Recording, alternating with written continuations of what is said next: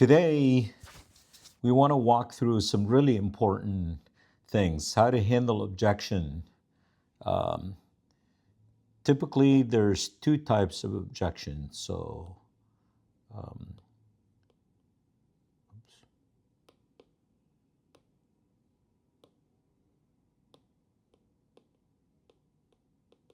objections, objections handling. Okay. So, generally speaking, there are two types of objections. Um, let's see. Let's draw it again. Um, so, one happens during the presentation, and then the other usually comes up during signing up or the enrollment process. These are the two places. So remember, we learned earlier, there are really four options for when people come to us. So these options are um, personal financial strategy, number one, number two, number three, and number four. Number two is learn, and then earn, and then build a big business with us. So when we present, we walk people through these four options. Um,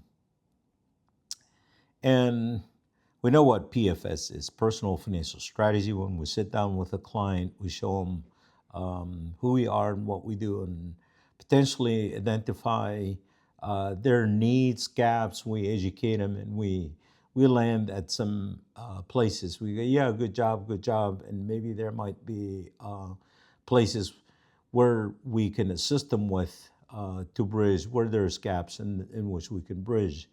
But we know that. And then learning is you come and be a learner on our platform.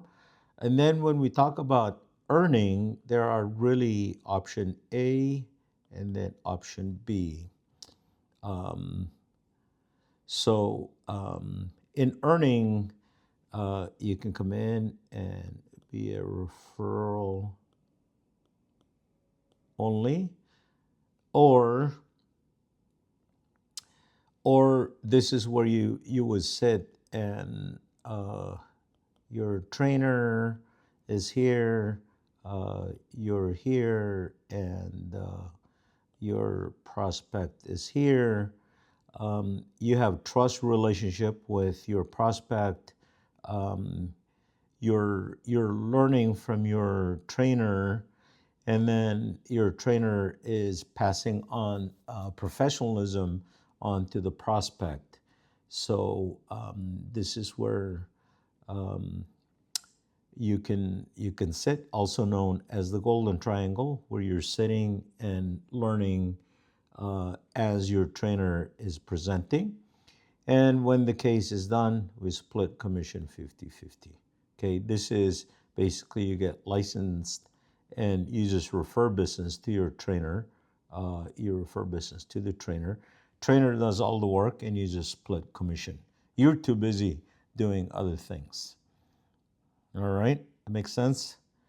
Um, and then the building, the building part takes uh, takes a slightly different form, because with the building, um, this is the fourth option, where um, you bring people and train them and earn an override as the team grows. So so you have your building, you have multiple team members, for example, and let's say one of these team member goes out and then recruit and start building more team members. Okay, so these are all team members that are coming onto your organization. This is you, you the builder. Okay, and the other people are coming on as they're building. Now, here's what most people might be thinking. They may not say it, but they're wondering: is this some kind of multi-level marketing that I'm looking at right now?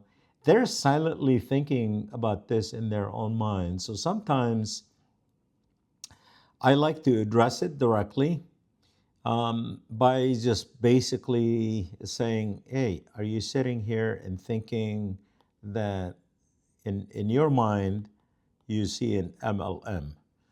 Um, and obviously, we know that this is not an MLM, but at the surface, it looks very similar to an MLM in the business itself, but yet the business itself is very different, and I'll show you why in just a second. Um, in options, all of these options that we talked about here, option 1, option 2, option 3, you do not need to do any recruiting. All these options, no recruiting whatsoever, okay? All recruiting free. So you don't need to recruit anybody to make money, as we just learned here, where you get your license and then you refer out business, or you get license and just write the business yourself. You can help families and earn without really building a team. Okay? So option 4 that we talk about here, option 4 is really the building part, building of the team. But building is completely optional. So what we want to make very clear here is this is completely optional. Okay, optional for people to think about. Just like in the best way to describe it is like a real estate agency. In a real estate agency, you've got a broker, you got agents, agent 1, agent 2, agent 3. And this agent goes open house. They sell a house, and house closes, um, and then the broker is overriding his agents here. It's override. Okay, is there anything wrong with that? No. But however, if agent number 1 here eventually want to become a broker, what does he have to do? Well, this agent will have to spin off and become a broker himself here and start competing against his old broker, or the guy who started with in the business. And so that becomes a competition, not a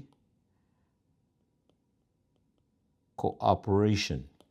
Okay? Because now, if this agent really wanted to grow, as we said earlier, he has to spun off and start building his own organization. So he start building his team here and start overriding his team. As his team, he's training up his team to become, this is agents 1, 2, and 3. So as we can see here, our model is exactly similar to this model here. Our model is exactly similar in that we build our own business within the system, but instead of Competition, we're doing cooperation. We're cooperating. We're cooperating with each other and helping building each other's business. Where the builder here is coming, let's say I'm going to Adesh, helping Adesh build. Adesh is then helping Sham build. And if Adesh becomes a broker, that's great because with my help, I can even come down here and help Sham, which is happening in our team frequently. The other way to look at it is very similar to McDonald's. So if I run a McDonald and I'm running McDonald number one, I'm running it to $1 million a year McDonald. It's running very successfully. And there's McDonald 2. Think about this way. If someone opens another location nearby, there's going to be competition, right? And so McDonald Corporation come to me and say, hey, since you're doing a really good job here running it to $1 million, why don't you go and help your competition here run and train and help them succeed just like you're being successful in doing what you're doing. Well, we don't want to do that. In our business, what we do is we have the override. Since I have the override, I'm going to go here and really train this person to being successful. So this is how it works. We're aligned to help each other. I'm helping him. I might be learning some things from him, but the idea is I'm helping him being successful in doing what he's doing. All right. So just a couple more things to frame out the MLM versus WFG business. First is there's always a quota. We have to continue to buy product, and by the way, it's primarily product based. It could be vitamin, it could be an Amway where you're stocking on toilet paper. So how many rolls of toilet paper a person can use, and so we're forced to take on product. So recruiting is forced in order to continue to hit our quota that we just talked about here. And obviously, we're warehousing, we're storing a bunch of toilet paper, paper towels, a bunch of common everyday products that we now have to take on, which, by the way, aren't usually price competitive. We're taking on all of these products. We have to store it in our house. We have quota on it. We're forced to having to find recruits so they can buy and move the rolls and rolls of toilet paper out of our house. And the fourth thing is that the depth of which there's override is unlimited.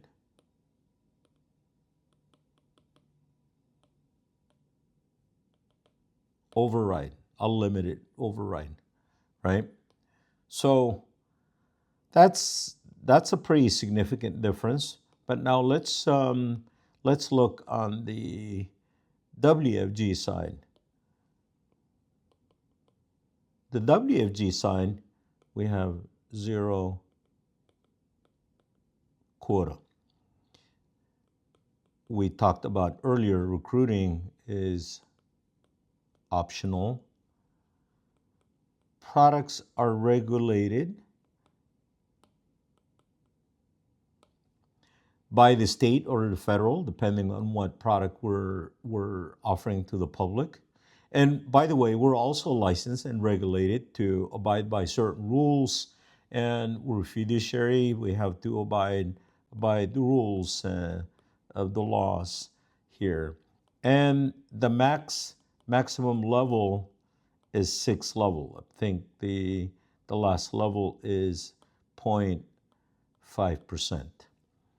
So just to be clear, traditional MLM, they have quota. Do we like quota? No, we don't want quota.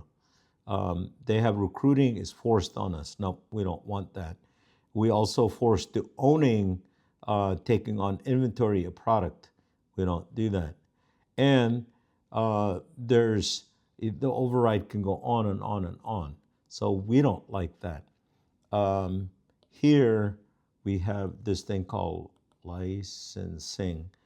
We're licensed. We're required to pass the state exam and licensed and compliant, and to be in compliant. So based on everything which we option, which we talked about, which option makes sense for you? Is it a traditional MLM or WFG? That option is pretty clear. So the other part where we find objection is when we come here to do the enrollment. Let me clear some of this out. So when we're doing the enrollment, typically people are going to be asking questions before I send the link or I get people to jump on a Zoom call with me to do the enrollment. I'm always describing to them that what you're going to see is a secure site from which we're going to process the application, online application. And there's a background check that needs to take place. And they check for things like felony, misdemeanor, or financial fraud. I'm sure you don't have any of these, so it shouldn't be a problem. And they're just checking to make sure we don't run into issues down the road. Okay?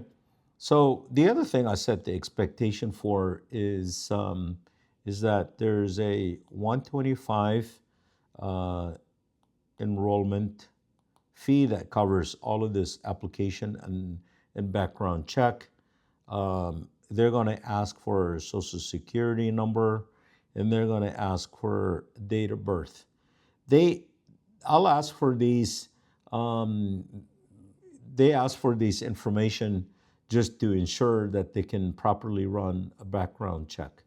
So I just like to walk people through this up front to make sure that they're very clear and that they don't bump up against any issues along the way. Again, during the presentation is critical, and then the sign up and the enrollment. And if you pre-frame the enrollment and what they can expect for the enrollment, everything will go smooth sailing.